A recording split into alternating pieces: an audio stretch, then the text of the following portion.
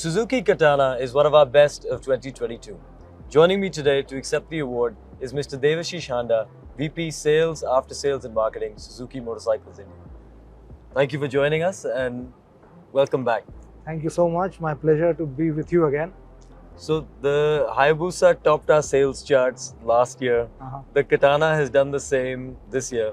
So what is the secret to this success? Probably I may not be the right man to say what is the secret of this success. It is, to us, the way we take it is an unflinching patronage that we have been receiving from the motorcycle enthusiasts in India.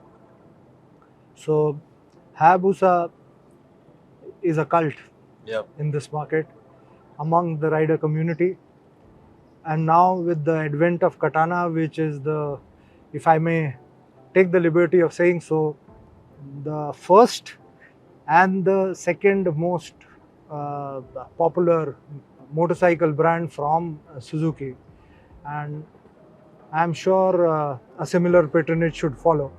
The initial signs have been extremely encouraging, and we take this award that you gave us today as a testimony to that patronage. Thank you so much. So when we met last year, you were really struggling to meet demand for the Hayabusa. What is that demand-supply ratio in terms of the Katana look like? I'm afraid it is not, the concern is not fully behind us. The semiconductor concerns or limitations that we have had as a consequence of the pandemic and the supply chain disruption. So that continues. It has significantly improved. But all these performance motorcycles, as much value add, that much more mechatronics. As much more mechatronics, that much more semiconductor as input. So the higher you go in the value chain in the product category, higher is the vulnerability to the disruption of semiconductor supplies. To that extent, yes, it has been impacted, both the Hayabusa and also we see Katana to some extent being constrained and restricted by supply. We are not being able to get and make as many as the buyers in our country would want us to. And going forward, do you see that supply constraint getting improved as yeah, as definitely. They're Improving by the month. I don't see them fully going away immediately, if you ask me, in a month or two, but hopefully we are keeping our fingers crossed. Next financial year should be a lot better. On another subject, we've seen Suzuki pull out of Moto GP recently, despite being very competitive. Is that because there's a transition to EVs in the industry, or what would be the reason behind that?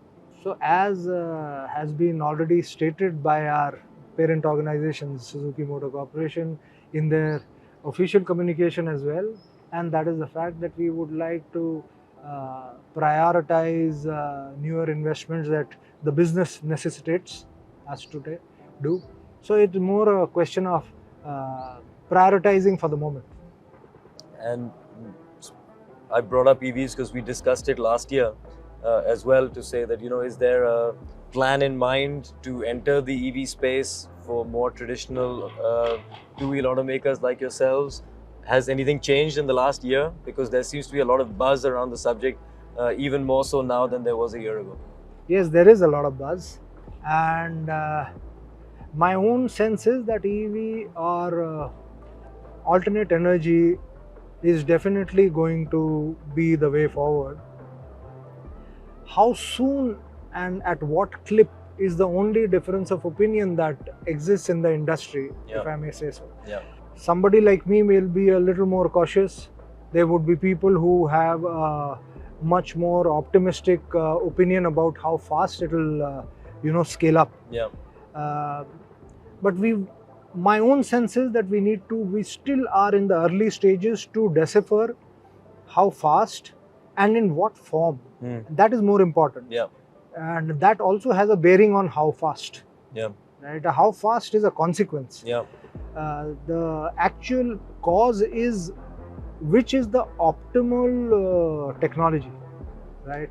And the allied infrastructure. So these are the two things which one needs to watch out for. There has definitely been an improvement. There is a hell of a lot of fillip and constructive and push, if I may use the word, both from the government as well and the industry preparedness as well. I mean, everybody, and I would not exclude us, everybody is at some stage or the other of considering electric vehicles.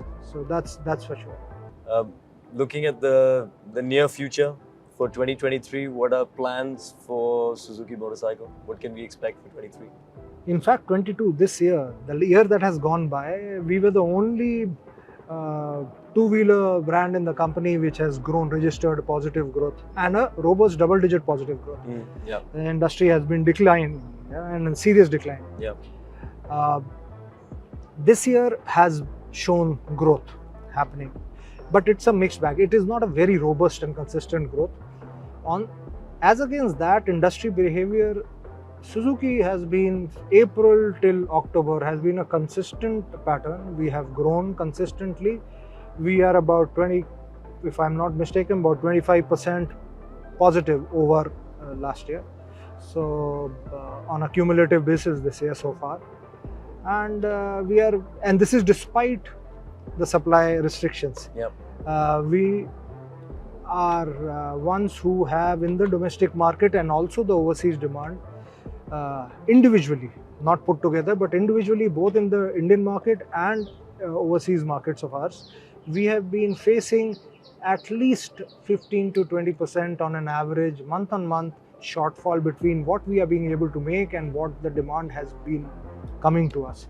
So, as I said earlier, with the supply constraints get smoothening out, which they are now, we are looking forward to a more unrestricted and better times for scaling up.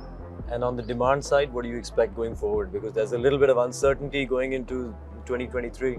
How do you expect that to play out? My sense is that yes, overall two-wheelers as a whole in India, yes, it has not been as fast a recovery as in the case of four-wheelers, passenger cars, passenger vehicles, or commercial vehicles for that matter, as the economy came out of the pandemic impact. Two-wheelers has been a lower growth trajectory.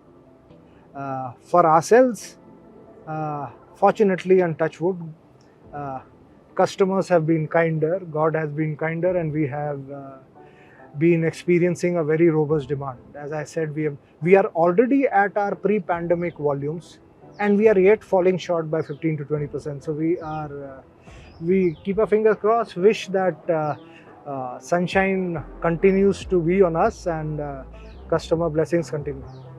Fingers crossed for next year. Thank you once again for joining us. Thank you so much. Thank you.